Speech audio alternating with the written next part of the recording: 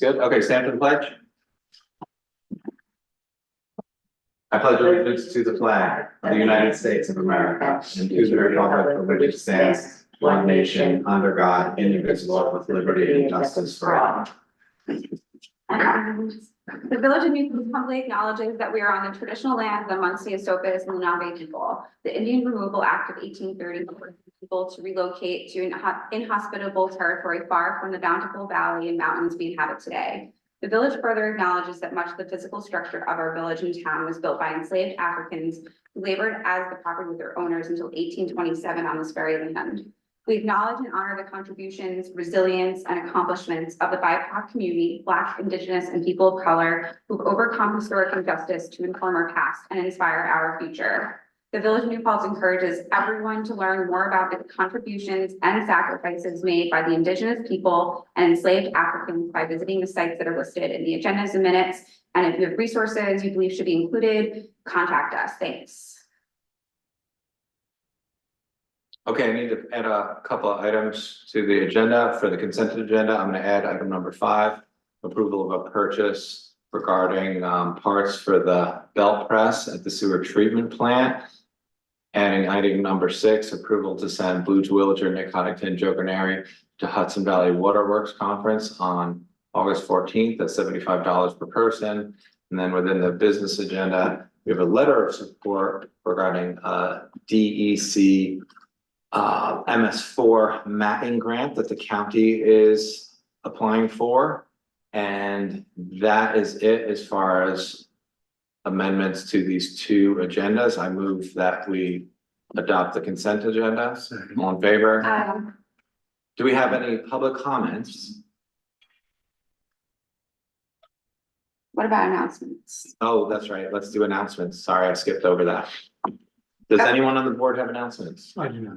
Just a quick one. So New Paltz Climate Smart Task Force is kind of taking the lead this year with Ulster County Climate Smart Communities Task Force in ensuring we have a robust climate row at the Ulster County Fair, and we still need to fill some volunteer spots. So if you have ever been thinking of getting involved with the Climate Smart Task Force, or want to get some volunteer hours, or spend like 4 hours at the fair with me any of the days during that, please sign up. I'll keep distributing the sign up form, or you can contact me in any of the ways that you know how. If you can volunteer for a few hours, volunteering gets you into the fair for free too. So not only do you get to touch people, well, not physically touch them, but inspire them about climate change issues and climate justice issues, but then you can go ahead and enjoy the fair.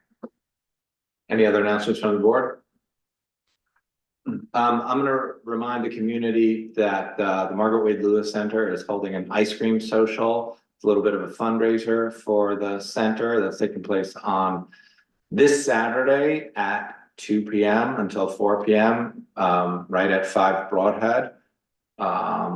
You can make a contribution. It's like $10 a head in advance by buying tickets. Look for Margaret Wade Lewis Black History Cultural Center on Facebook or online to find that link.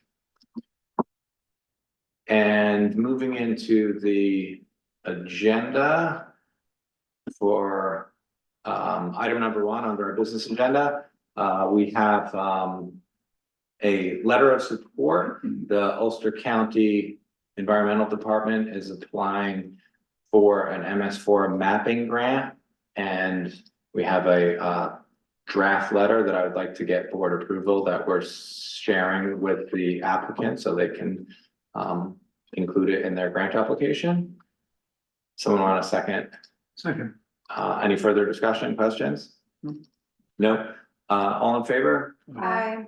And item number 2, so we're going to apply for a pro-housing communities grant, which would involve asking for improvements down at the wastewater treatment plant. This is for years, our community has been making very significant investments in terms of updating our sewer conveyance system so that we can better manage inflow and infiltration, so particularly when there's stormwater that infiltrates the sewer plant. So one project that we've had on our wish list for the last few years would be using the former greenhouses that are very large structures, and could that square footage at the treatment plant property be used as an equalization basin? So stormwater could, or basically sewer material could wait in an area before it goes through the treatment plant process. That might be a very helpful approach, because what we've wrestled with historically is just ending up with too much material, both sewer material and stormwater material. And we've had issues where maintenance hole covers can see instances of overflows. And this is definitely a challenge at the lower portions of our community, the lower elevation spots. Water Street is one example. There's a new hotel being constructed, and years ago, New Paltz was in a different situation. We basically had sewer overflows at those lower maintenance hole covers nearly every time it rained. Now, because of the work that we've been doing for years and years at this point, the only time we have those overflows are during the more significant rain events that fortunately only happen a few times a year, but there's no question that they happen, and that is very problematic. But we have a supportive DEC who wants to make sure that we address those. So this is an application to get some money, because we strongly believe that if we're able to have a resilient sewer system, that's how you can end up with additional housing units, and then actually walk the talk and be a pro-housing community. So that's basically the pitch that we will include in this grant application. So we have a financial commitment letter to include in the grant app, and a resolution authorizing the mayor to submit this application. Does anyone want a second? Second. Any further discussion, questions? All in favor? Aye. Then we have a film application close to nowhere. I actually saw some signs around town. They're looking for extras to be in the movie. They look to begin filming on August 4th. So this is basically an approval to allow them. And we've been in touch with the film company for several months at this point. They definitely seem to be a group that's trying to dot all their I's. So this is just an approval that they go ahead and have our approval to. Just a quick question, they're in touch with PD because there is a request on the 13th, closing the street. I believe they are, and we can triple check that they are in communication with PD. But everything that we've asked them to do in terms of making sure that they're Sure. following our policies, they're they want to do it right. I think they want a successful film. Yeah. They asked for some flexibility, I guess, because one of their stars actually has some exciting audition opportunity that might make some of their scheduling trickier than expected. But we wish them well. I move that we approve this application. Second. All in favor? Aye.